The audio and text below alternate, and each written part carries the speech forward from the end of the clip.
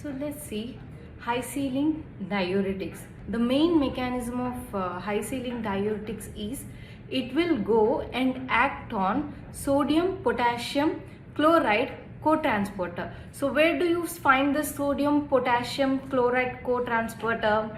In ascending loop of Henle, that too in thick ascending loop of Henle. So you have ascending loop of Henle, thin and thick. In thick ascending loop of Henle, you will be having this co-transporter. This high ceiling diuretics will show effect on that co-transporter. It is also called as loop diuretics. Why it is called as loop diuretics? Because it acts on ascending loop of Henle. So loop, that's why it is called as loop diuretics. It will also show minor effect on proximal convoluted tubule. So the main drug of this high ceiling diuretic is furosemide. So this furosemide is main drug for high ceiling diuretic. Furosemide is a prototype. That means it is the first drug and it is the best drug among other diuretics. So if the patient go with edema or hypertension, the first drug what doctors will suggest is furosemide. When furosemide got tolerated to the body of the patient, then they will suggest other drugs. But most of the time they will suggest this furosemide only. In market we have a drug called as Lasix, which is nothing but this furosemide only. So if you go into hospital and if you have gone through any heart surgery or any hypertensive problems, then the doctor will suggest this Lasix tablet. So the minor action it will show on proximal convoluted tubule. Why on proximal convoluted tubule? When we are talking about introduction, in introduction we have seen that in proximal convoluted tubule, depending upon the drugs, there will be reabsorption and secretion. So in this proximal convoluted tubule, when we are taking this drug is secreted in proximal convoluted tubule. This is how our any drug will get eliminated from this proximal convoluted tubule only. Okay, if any drug wants to get eliminated, then it will secrete in this proximal convoluted tubule and then it will get eliminated from that tubule. With high ceiling loop diuretics, you will be having positive free water clearance as well as negative free water clearance. So if you see here, this is the ascending loop of Henle. So a drug which is high ceiling diuretics is going and inhibiting this co-transporter. It is transporting sodium chloride and potassium from lumen to cell. When it is entering into the cell, again from cell it is going to peritubular capillaries, which is into our blood circulation. Okay, so when my drug is stopping this co-transporter, now sodium potassium chloride can't go into cell, and from cell it can't go into peritubular capillaries, isn't it? So here what is happening? I am excreting all this sodium, potassium and chloride into my urine. When sodium is excreted, water will come with sodium, because remember, sodium and water both are friends. Okay, that's why with sodium water will also get excreted. My purpose of diuretics is to remove excess of sodium and water. So now water is excreted through my tubules, and also along with sodium, potassium and chloride will also get excreted. And not only that, if you see, it will show a slight effect on distal convoluted tubule. Okay, in this distal convoluted tubule also it will show effect only on this magnesium and calcium. It will stop this tight junction between this distal convoluted tubule and peritubular capillaries. When it is closing this tight junction between the cell and cell, what will happen? There won't be any transmission of this magnesium and calcium. So obviously even magnesium is lost from our body as well as calcium is lost from our body. So furosemide, it is a weak inhibitor of CS. What is the CS? Carbonic anhydrase. So furosemide will also inhibit this carbonic anhydrase enzyme. Okay, where do you find this carbonic anhydrase enzyme? We find this carbonic anhydrase enzyme in proximal convoluted tubule as well as distal convoluted tubule. So what is the function of this carbonic anhydrase? This carbonic anhydrase is used further with the help of hydrogen ions. This bicarbonates plus hydrogen will get reacted and it will form carbonic acid. And this carbonic acid is converted into water and carbon dioxide with the help of carbonic anhydrase enzyme.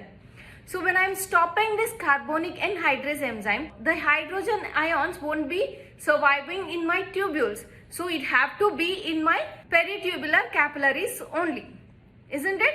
So now this furosemide have maximum natriuretic when compared to other diuretics.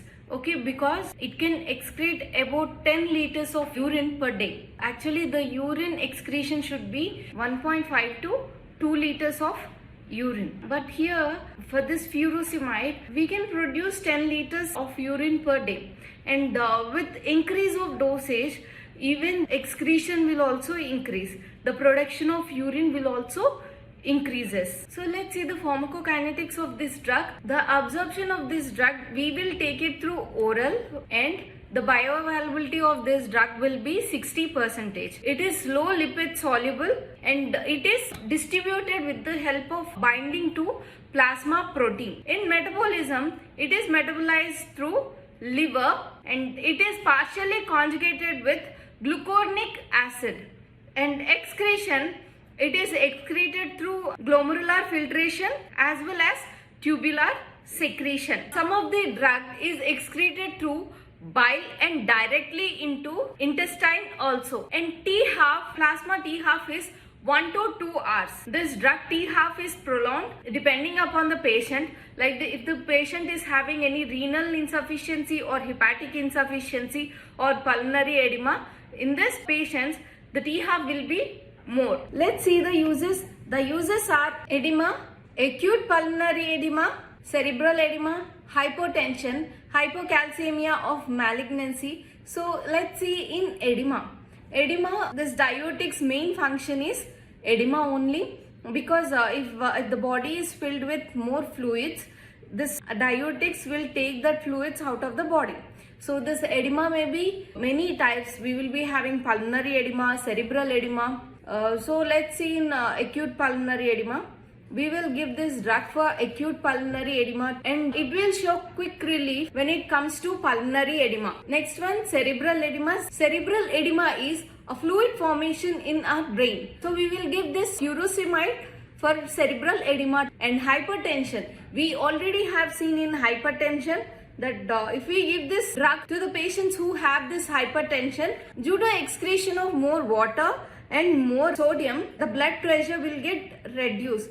So that's why we will use for hypertension also. We will use this hypercalcemia of malignancy also. Why we are giving? Because if we see this drug, this is also eliminating calcium and magnesium. So the patient who have this cancer with increased levels of calcium in their body, for them, we will give this type of drug so that it will eliminate the calcium which is causing the trouble. Let's see the adverse effects. As we are taking this drug, the urine will be dark in color because we are eliminating sodium, potassium and chloride. That's the reason our urine will be in dark in color.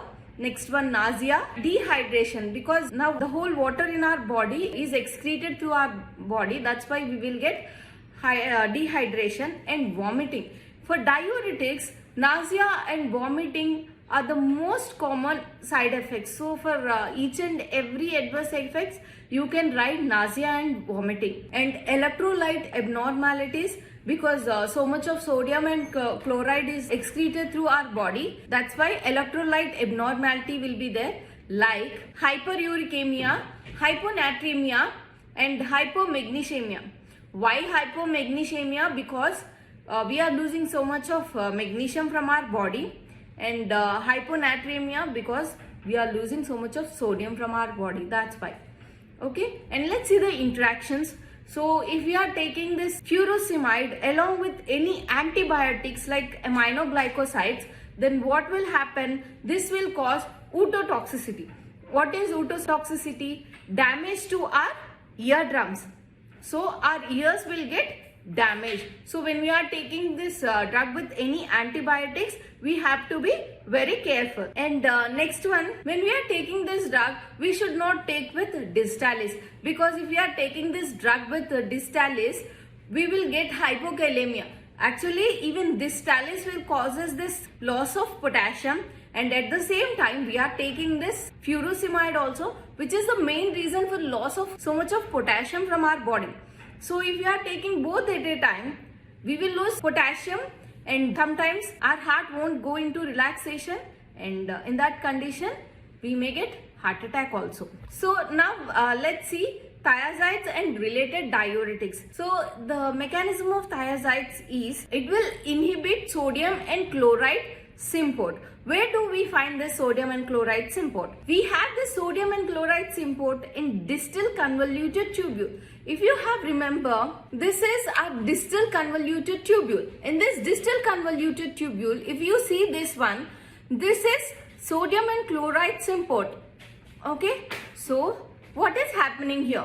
So sodium is traveling from lumen to cell and from cell to capillaries. So it is going into our capillaries, and chloride also, with the help of this sodium, when sodium is entering into the cell, it will also take this chloride, because it is sodium and chloride symport. So while sodium is entering, it will also carry chloride from lumen to cell, and from cell to, through a specific transporter, it is also traveling to our capillaries. This is in our distal convoluted tubule. So this thiazides inhibit that symporter. When it is inhibiting this symporter, this sodium ions, instead of traveling to this capillaries, it will get inhibited and it will stay in our tubules. When it will be in tubules, it is easy to excrete sodium from urine. So this chlorothiazide is synthesized as a CS inhibitor 2. In CS inhibitors, if you see hydrogen, it is reacted with bicarbonates, give rise to carbonic acid. This will, in presence of carbonic anhydrate, is divided into CO2. When we have hydrogen ions in urine, then it will become acidic in nature. So now I am inhibiting carbonic anhydrase enzyme. So it won't form carbon dioxide and water. And when it is not forming this whole cycle will cancel. Only hydrogen will be in our capillaries. So as we are inhibiting sodium and chloride symporter, our urine consists of more chloride. Actually, in distal convoluted tubule, if you see, sodium should go from distal convoluted tubule to capillaries, and chloride should also go from convoluted tubule to capillaries, and potassium should come into our convoluted tubule. But here, as we are inhibiting the symporter, sodium won't go to capillaries. So sodium will be in our convoluted tubule, and chloride will also be in our convoluted tubule. And not only that, as this potassium should come into this convoluted tubule, now potassium will also in the tubule. So now we have chloride, sodium and potassium in distal convoluted tubule, and while excreting all this potassium and sodium and chloride, all will be excreted through urine. So this is the reason why we are excreting more chloride in our urine. Here thiazides will reduce positive free water clearance. So let's see the pharmacokinetics. In this pharmacokinetics, when we are taking this drug, we will take this drug orally, and the action starts within 1 hour. The duration of action will be from 6 to 48 hours. It is highly soluble with lipids. It is distributed through tissues and proteins, and the elimination T-half is 3 to 6 hours. The whole drug will be eliminated from our body within 12 to 24 hours. Let's see the uses.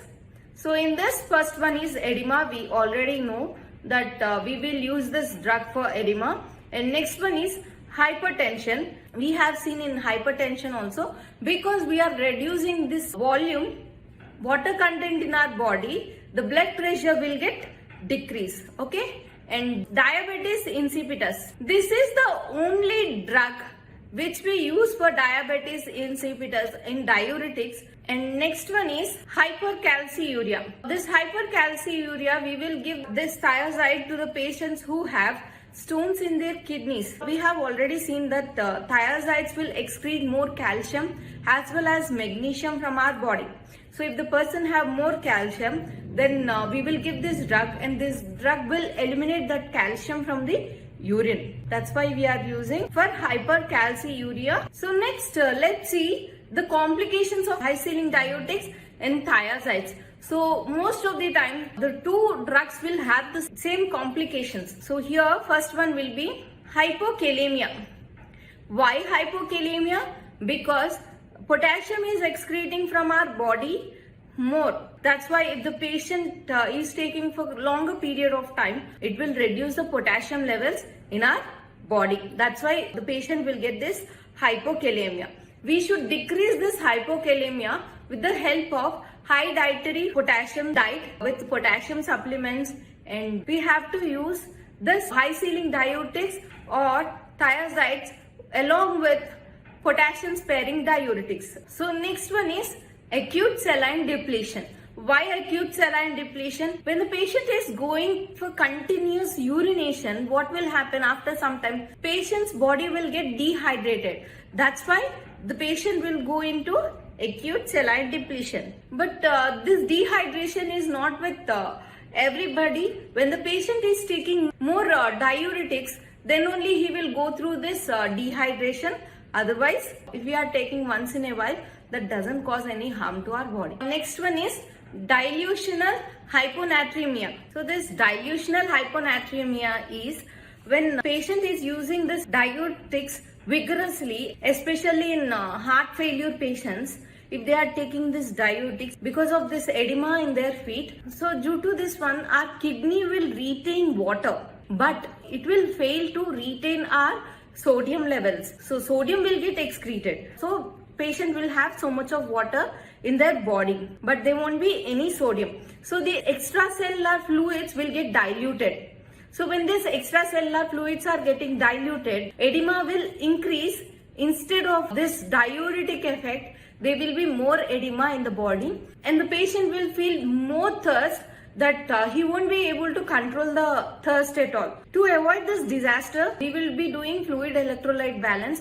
We have to withhold the water. We should not give water to that person. Though the patient is asking for continuous water, we should not give water to him, and we have to give glucocorticoids. So when we are giving this glucocorticoids, the water will get excreted from our body.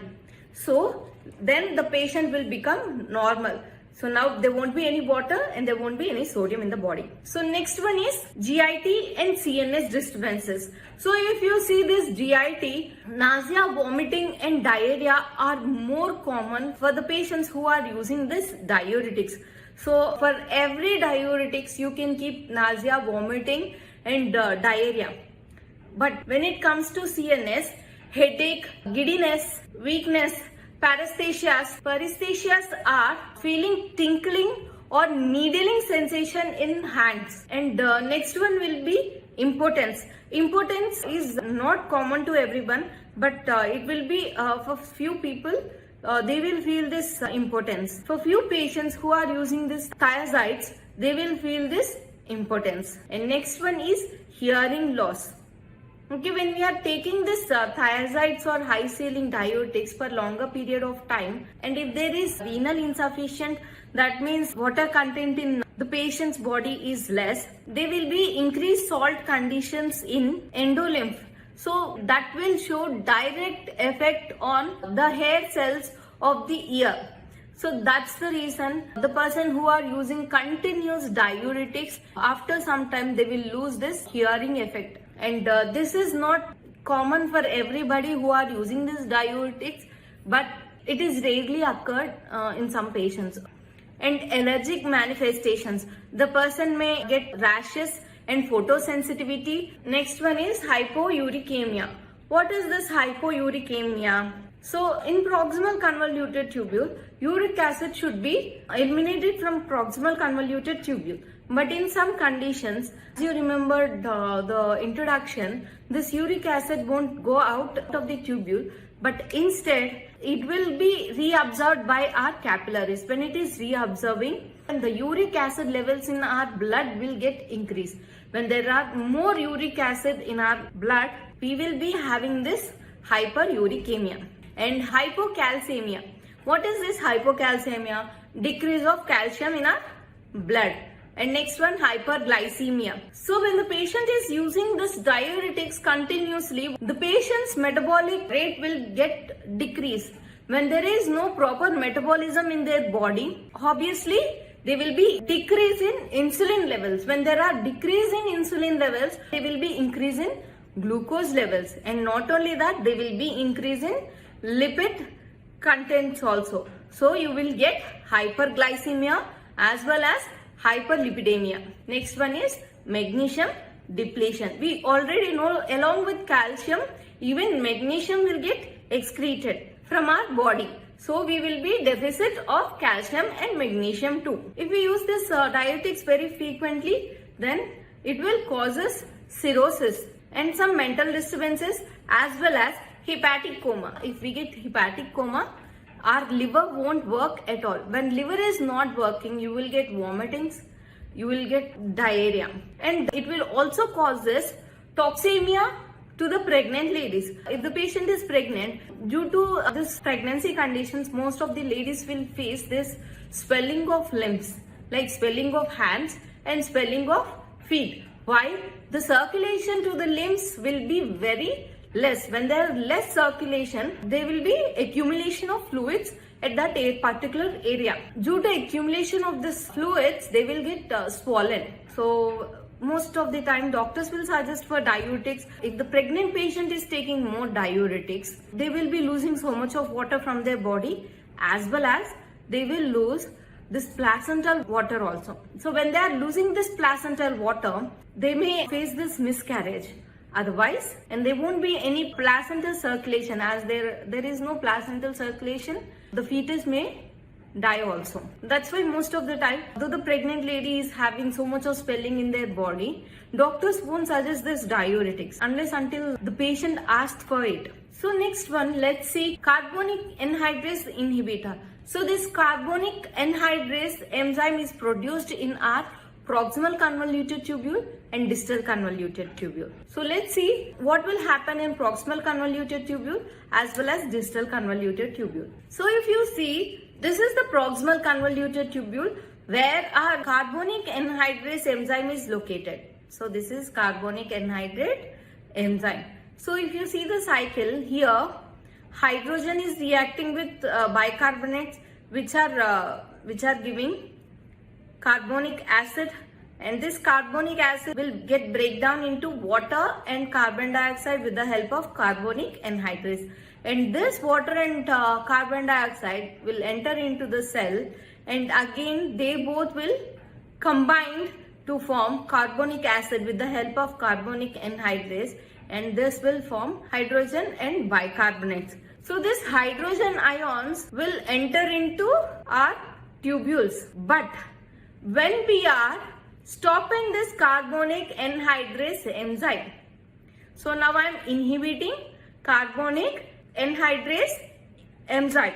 At that time, there won't be any transmission of this hydrogen into the lumen. If there is no transmission of this hydrogen into the lumen, there won't be any transportation of sodium into the cell. If there is no transportation of sodium into the cell, it won't go into the capillaries. So sodium will be in tubules where it will get excreted into the urine. So the drug which comes under this carbonic anhydrase inhibitor is acetazolamide. What is happening in this acetazolamide? It will inhibit CAS. So when it is inhibiting the CAS enzyme, proximal convoluted tubule, that will hydrate the carbon dioxide, which will decrease the availability of hydrogen and exchange of hydrogen with sodium. So this carbonic anhydrase is not only found in our proximal convoluted and in late distal convoluted tubule, but also it is found in our gastric mucosa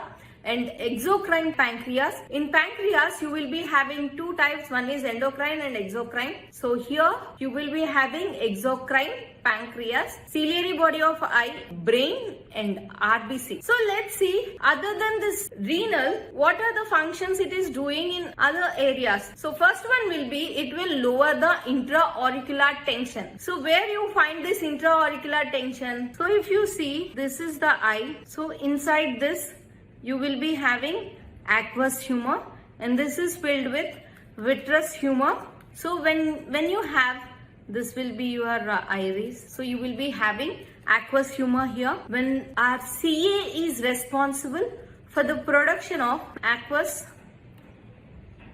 humor. Okay. So when there is more CA, there will be more production of aqueous humor. Aqueous humor will maintain intra-auricular pressure. So when aqueous humor is increasing, the intra-auricular pressure will also increase.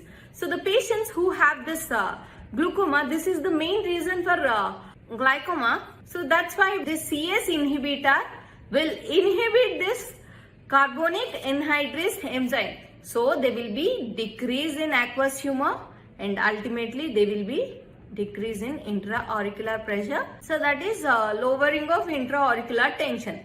And next one is decreases gastric HCl. So when we are taking this carbonic anhydrase inhibitor, it won't directly decreases the gastric HCl.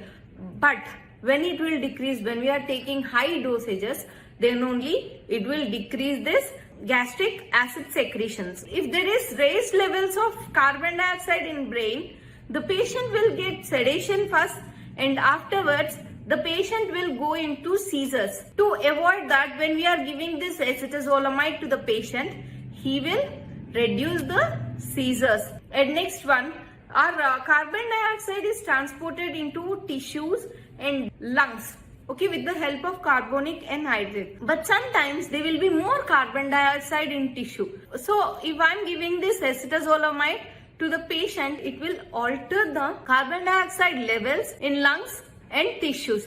When it comes to pharmacokinetics, here we will take this acetazolamide through orally. We can't take through IV, we will take only through oral route of administration. And the duration of action will be 8 to 12 hours. So doctors will suggest to take once in a day. To take this tablet once in a day. Metabolized in our hepatic cells, and excretion will be unchanged through our urine. Let's see the uses. These thiazides have self-limited action. What is this self-limited action? When we are taking these thiazides, we will be having bicarbonates. So bicarbonates will be in urine and hydrogen will be in blood. That's why our urine will be in alkaline condition and blood will be in acidic condition. So when we are taking this acetazolamide, our urine will be alkaline. So there will be more excretion of this bicarbonates along with sodium plus potassium. So these three will get eliminated. But after continuous usage of this acetazolamide, our body will show defensive mechanism. That is, it will decrease the excretion of this bicarbonates. When it is decreasing this excretion of bicarbonates, diuretic effect will reduce. That's why it is called as self-limited action. By itself, it will recognize that this is showing so much of action on the body. So we have to limit that action. Depending upon the bicarbonate excretion, it will do the diuretics action. That's why it's called as self-limit action. And it will produces acidosis. Acidosis means acidic nature of the blood. If the blood consists of this hydrogen ions, then it will become acidosis. And hypokalemia. Why? Every diuretic will take this potassium out of the capillaries and it will throw into tubules. When it is throwing into tubules, more potassium is excreted through urine and we will get hypokalemia. That's the reason this acetazolamide is not used as diuretics. Previously, when this drug was introduced, We used to use this drug as diuretics, but slowly we stopped using this drug because it have other functions like we can use for glaucoma, light seizures, and decreasing this gastric HCl, that means antacid. We have so many uses other than diuretics, because diuretics, it is showing very less action with high side effects. So let's see the uses, clinical uses of this acetazolamide. So the first is glaucoma. We have already seen that why we are using for glaucoma, because it will decrease the intraocular pressure in the eye. And epilepsy, why we are using as an epileptic drug, because it will decreases the seizures threshold. That's why we are using for epilepsy. And to alkalize the urine, if the patient have any urinary tract infections, the patient will be facing more acidic urine. To avoid that, doctors will suggest this acetazolamide. If the patient have too much of infection, then only they will suggest that. Otherwise, they will give some antibiotics so that the infection will be reduced. If the infection is more and the patient is unable to go for urination, then doctor will suggest this one, and which will alkaline this urine. Next one is acute mountain sickness. What is this acute mountain sickness? When people are climbing to higher altitudes, they will be feeling some uncomfortable symptoms. Those are headache, nausea, giddiness, weakness, and insomnia. So when the patient is going to higher altitudes, they have to take this acetazolamide before one day. If the person is going today, they can't take today morning. Though they take also, it's useless, because that will show the action so after 12 hours. That's why we have to take a day before. So when we are taking this a day before, we can go for higher altitudes also. And the one who are climbing this Mount Everest or any mountains, they will prefer this drug. So we will use this as a prophylactic. We know what is prophylactic, right? Before occurring only, we will take that one to avoid that one, like vaccines. And next one is periodic paralysis. So what is this periodic paralysis? In this periodic paralysis, the person who have this permanent paralysis, the one side of their body don't work properly. For example, mostly it will happen to right side only. So the whole right side won't work, like from head to toe won't work properly. But this periodic paralysis is a genetic. If the person is having more heat or more stress, then this person will go into this periodic paralysis. At that time, doctors will suggest this acetazolamide immediately to avoid this paralysis to stay for longer time. Let's see the adverse effects. The main adverse effect will be acidosis. Obviously, we know that hydrogen is going into our blood circulation. That's why the patient will get this acidosis. And hypokalemia, drowsiness, as it is highly lipid soluble, it is crossing the blood-brain barrier. That's why it is also used for cerebral edema. Paresthesias, fatigue, abdominal discomfort, hypersensitivity, and it will also causes hypersensitivity like fever, rashes, and bone marrow depression. But this bone marrow depression is, we won't see for every patient. Only in few patients we will see this bone marrow depression. And we should not take this drug when the patient is having any liver diseases, because as this may causes hepatic coma. If the patient is having already liver diseases, the patient's liver may get failed. That's why we won't take this drug when the patient is having any liver diseases. And we won't even give for COPD patients also, because for COPD patients, if we are giving this drug, it will causes more acidosis. The patient may have already this acidosis. So if we are giving more acetazolamide, this will harm the patient's lung and the patient may die also. That's why we won't give this drug to COPD patient. Next, let's see this potassium sparing diuretics. What will happen in this potassium sparing diuretic and where this is occurring? This potassium sparing diuretics occur in late distal convoluted tubule and collecting duct. So if you see, this is a distal convoluted tubule whole thing, and this is the late distal convoluted tubule, which is in between distal convoluted and collecting duct. The end point, this one is late distal convoluted tubule, and this is our collecting duct. So this process will happen in this area. So when I am talking about physiology of urine, we have to know about this distal convoluted tubule and collecting duct here. So this is our aldosterone. With the help of aldosterone, there will be transportation of sodium and potassium. So sodium from our distal convoluted tubule, lumen 2, it is going into capillaries. So sodium is going from tubules to capillaries, and potassium is coming from capillaries to tubules with the help of aldosterone. So how this aldosterone is acting here? So here you will be having one receptor called as MR. So let's zoom this part. So this is the cells between lumen. Here is lumen and cell.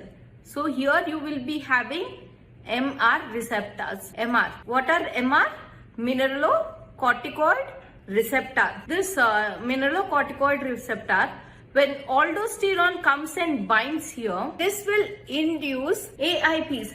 AIPs means aldosterone induced proteins. So the function of this AIP is reabsorption of sodium. That means sodium is going from tubule to circulation, and secretion of potassium. So potassium is coming into tubule. So potassium sparing diuretics will go and bind here competitively. This aldosterone as well as potassium sparing diuretics both will fight, and this will win, and this will go and bind into the MR. When it is binding into the MR, it will stop this AIPs. When it is stopping, this will inhibit AIPs. When it is inhibiting this AIPs, so there won't be any reabsorption. So sodium will be in tubules only, and there won't be any secretion. Among all the diuretics, this is the only one diuretic which will rescue this potassium, because if you see, every diuretic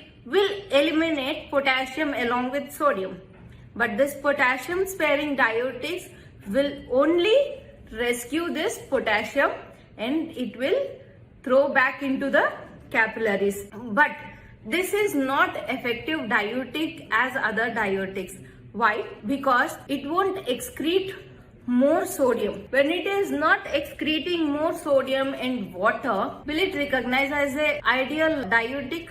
No. That's the reason we won't suggest this drug alone to the patient.